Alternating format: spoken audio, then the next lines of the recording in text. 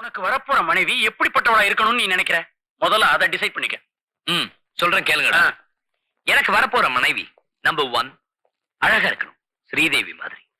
Number 2 படிச்சவளா இருக்கணும், என்ன மாதிரி. ஓஹோ. நம்பர் 3 பண்புள்ளவளா இருக்கணும், எங்க அம்மா மாதிரி. நம்பர் 4 பணக்காரியா இருக்கணும், பிர்லா மாதிரி. ஓகே. நம்பர் 5 பாட தெரிஞ்சவளா இருக்கணும், லதா மங்கேஷ்கர் மாதிரி. நம்பர் 6 விளையாட்டுல வீராங்கனையா இருக்கணும், பிடி உஷா மாதிரி. நம்பர் 7 எது சொன்னாலும் அமைதியா அட்ஜஸ்ட் பண்ணி போக தெரியணும், எங்க அப்பா மாதிரி. மொத்தத்துல இந்த ஹீரோக்கு ஒரு ஹீரோயினா இருக்கணும். பாலு, உனக்கு இந்த ஜென்மத்துல கல்யாணம் நடக்காது. ஏண்டா? பாலு, சுமாரான அழகா ஓரளவுக்கு படிச்ச பொண்ணா பார்த்து கல்யாணம் பண்ணிக்கிட்டு ஒருத்தருக்கு ஒருத்தர் விட்டு கொடுத்து வாழ கத்துக்கணும்டா. அளவுக்கு அதிகமா ஆசையை வளர்த்துக்கிட்டு இது வீணா அவஸ்தைப்படுற. டேய், எனக்கு இருக்கிற தகுதிகள் எனக்கு வரப்போற மனைவிக்கு இருக்கணும்னு ஆசைப்படுறதுல தப்பு இல்லையே. ஆசைப்படுறதுல தப்பு இல்ல, ஆனா கிடைக்கணுமே. எனக்கு அதெல்லாம் தெரியாது. எனக்கு ஏத்த மனைவி வரலன்னா எனக்கு கல்யாணம் கிடையாது. அது மட்டும் இல்ல, நீங்க எல்லாம் ஸ்கூட்டர் கேட்டிருக்கீங்களே. ஆமாம் பாலு, எனக்கு கல்யாணம் நடந்தாதான்.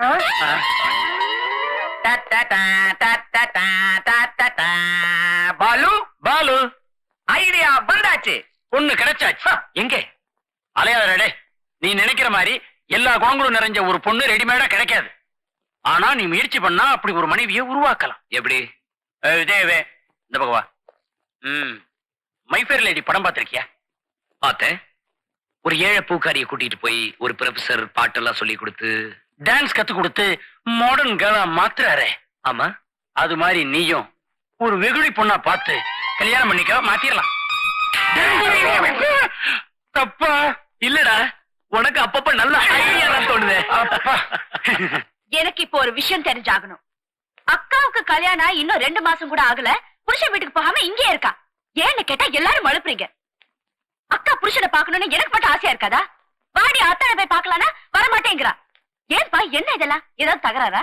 வந்ததும் வராததுமா அதையெல்லாம் சொல்லி உன் மனசை கஷ்டப்படுத்த வேண்டாம்னு தான் சொல்லல.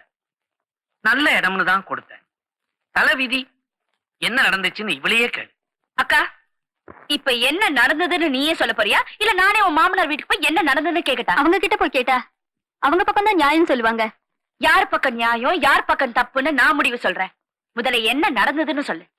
கல்யாணம் நல்லபடியா நடந்தது, சந்தோஷமா புருஷனோட அவர் வீட்டுக்கு போனேன்.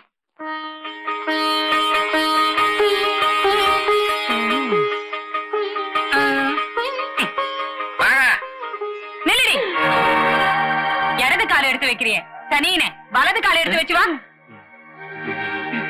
என்ன சம்பந்தி, ஆரம்பமே இப்படி இருக்குது? நான் ரொம்ப செல்லமா வளர்க்க பொண்ணுங்க இவ.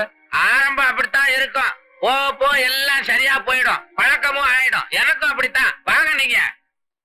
கீதா, ஏ கீதா, மணி 8 ஆக போகுது, இன்னும் என்னடி தூக்கம்? ஏது ராத்திரி பூரா உங்க பிள்ளை என்ன தூங்கவே விடலாத்த, தொந்தரவு பண்ணாதீங்க. இப்ப நீ எழுந்திருக்க போறியா இல்லையா? இத பாருடி, இந்த செல்லம் கொஞ்சற வேலை எல்லாம் உங்க அப்பா வீட்டோட மறந்துடு. நாளையில இருந்து காலையில 6 மணிக்குள்ள எழுந்திருக்கல, நடக்கிறத வேற. எழுந்து போய் குடி.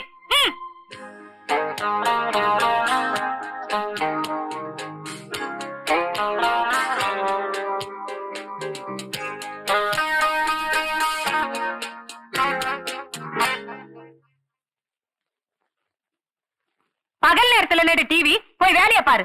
கண்ட கண்ட நேரத்துல டிவி பாக்குறது, படுத்து தூங்குறது, இதெல்லாம் உங்க அப்பா வீட்டோட வச்சுக்க, இங்க நடக்காது. டிவி பாக்குறாளாம், டிவி. இது அடிக்கடி நீ டிவி பார்த்தா உன் கண்ணு கெட்டுடும்ல, அதுக்குதான் அம்மா உன்னை திட்டி இருக்கும். இதுக்கெல்லாம் போய் கோச்சுக்கிறியா என் கண்ணு? தொடாதீங்க. நான் இந்த பெட்ரூம்க்கு வந்தாதான் பொண்டாட்டிங்கிற ஞாபகமே வருது. எதுக்கு எடுத்தாலும் உங்க அம்மா என்ன திட்டிக்கிட்டே இருக்காங்க.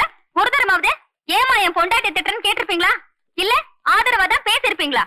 அடியே, எங்க அம்மாவோட சைக்காலஜி உனக்கு தெரியாது. உனக்கு ஆதரவா நான் பேசினேன் வச்சுக்க, அவங்களுக்கு இன்னும் கோபம் அதிகமாயி உன்னை கொடுமைப்படுத்துவாங்க. ஏன் இதெல்லாம் கட்டுறீங்க? அதெல்லாம் ஒண்ணு வேண்டாம், எனக்கு மூடு இல்ல.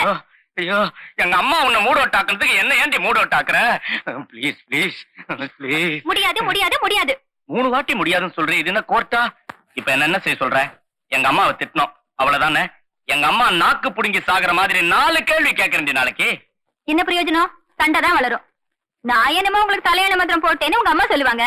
இந்த பாருங்க, இந்த வீட்ல ஜெயில் கைதி மாதிரி என்னால வாழ முடியாது. எங்க அப்பாட்ட பேசிட்டீங்க. எங்க அப்பா புதுசா ஒரு பிளாட் வாங்கியிருக்காரு. அது நமக்கே தரேன்னு சொல்லிருக்காரு. அது மட்டும் இல்லைங்க, அப்புறம் ஒரு காரு, ஒரு டிரைவர், ஒரு சமையக்காரன் எல்லாம் நமக்கே தரேன்னு சொல்லிட்டாரு. எதுக்கா? நம்ம தண்ணி கொடுத்தன போகணுங்கிறதுக்காக தான். நீங்க தான் எப்படியாவது அம்மா கிட்ட சொல்லி ஏற்பாடு பண்ணணுங்க. இவ்வளவுதானே, ரொம்ப சுலபம். செலவே இல்லாம இதெல்லாம் கிடைக்குதுன்னா எங்க அம்மா ரொம்ப சந்தோஷப்படுவாங்க. நாளைக்கே தண்ணி கொடுத்துரும் போயிடலாம். நிஜமா? தனி கொடுத்துடுமா? ஆமா, செப்பரேட். நீ அப்பா இங்க ஜாலியா இருக்கலாம், நானும் கீதாவும் இங்க ஜாலியா இருப்போம். ஆனா ஞாயிற்றுக்கிழமை எங்க வீட்டுக்கு வரலாம். டிவில ராமாயணம் போடுவாங்க, கலர்ல தெரியும், 20 inches. இதெல்லாம் உன் பொண்டாட்டி சொல்லி கொடுத்தாளப்பா? குட்டிதான். மடி செருப்பால நாயே, கல்யாணம் ஆகி வீட்டுக்கு வந்து இன்னும் ஒரு வாரம் கூட ஆகல, அதுக்குள்ள என் பிள்ளைக்கு தலையாய மந்திரம் போட்டு குடும்பத்தை ரெண்டாக்க பாக்குறியா?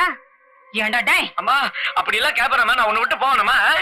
கீப்போக்கா, நீ செஞ்ச தப்புக்கு உனக்கு 6 மாசம் தண்டனை. இப்பவே உங்க அப்பா வீட்டுக்கு புறப்படு. 6 மாசம் கழிச்சு வந்து அப்பே நான் செஞ்சது தப்புன்னு என் கால்ல விழுந்து மன்னிப்பு கேட்டா உனக்கு வாழ்க்கை இல்ல, நீ வாழ்க்கை பூரா வாழா வெட்டியா விழுந்து கிடக்க வேண்டியதுதான். கேட்டியாமா? புருஷனை விட்டு 6 மாசம் பிரிஞ்சு இருக்கணும்னு ஜஸ்டிஸ் மாமியாரம்மா தண்டனை கொடுத்திருக்காங்க. அவங்க யாருன்னு நான் கேக்குறேன். கோர்ட்ல டைவோர்ஸுக்கு அப்ளை பண்ணி கிழின்னு கிழிச்சு மானத்தை வாங்குறேனா இல்லையாப்பா? அப்பா, இது ரொம்ப சாதாரணம். அத்தானுக்கும் அக்காவுக்கும் தகராறு, அவங்க 2 பேருக்கும் ஒத்து வரலன்னா அது வேற விஷயம். ஆஃப்டர் ஆல் மாமியாருக்கும் மருமகளுக்கும் தகராறு. ஐயோ, இது ரொம்ப பழசுப்பா. இனிமே இது எப்படி சரி பண்றது, அக்காவை அத்தானோட எப்படி சேர்த்து வைக்கிறதுங்கிறது இனிமே அது என்னோட பொறுப்பு. Don't worry. இந்த ஆள் யாருன்னு தெரியுமா? He is so smart. இவனா? இந்த மன்மதராஜா என்ன பொண்டாக்க வந்துட்டு கால் நோண்டி கை நோண்டின்னு சொல்லிட்டு போனா. என்ன மாதிரி எத்தனையோ பொண்ணுங்களை பார்த்துட்டு இவனும் இவங்க அம்மாவும் பண்ணாத கேலியே கிடையாது. அம்மா, இவர் உங்களுக்கு தெரியாதுல்ல? இவருதான் கீதாமா புருஷனோட தம்பி. அக்கா புருஷனோட தம்பியா?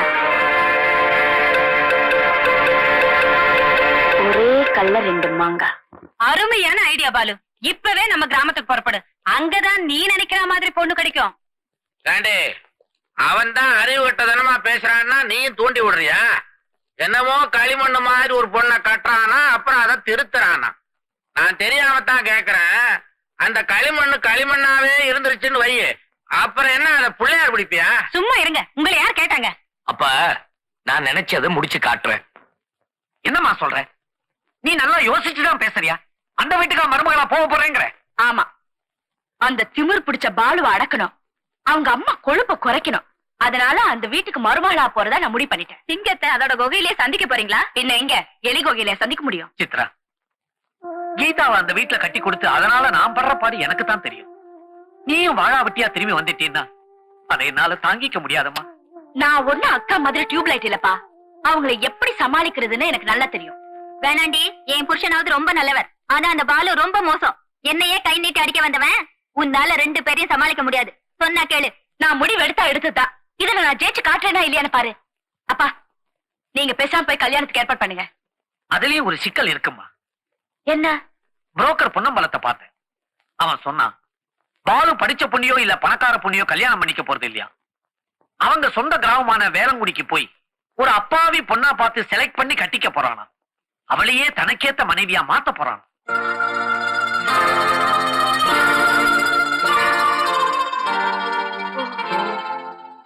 அப்படின்னா நானும் வேளங்குடிக்கு போனோம். படிக்காத அப்பாவி பொண்ண நடிச்சு பாலுவோட மனசை கவரணும். அதுக்கு என்ன பண்ணலாம்? அம்மா, எனக்கு ஒரு யோசனை. யோசனையா? சொல்லுமா. நம்ம வக்கீல் குமாஸ்தா பக்கிரிசாமிக்கு வேளங்குடிதான் சொந்த ஊரு. அவர்கிட்ட கேட்டா இதுக்கு ஒரு நல்ல வழி சொல்லுவாரு. Very good. அவர் வந்த உடனே என்ன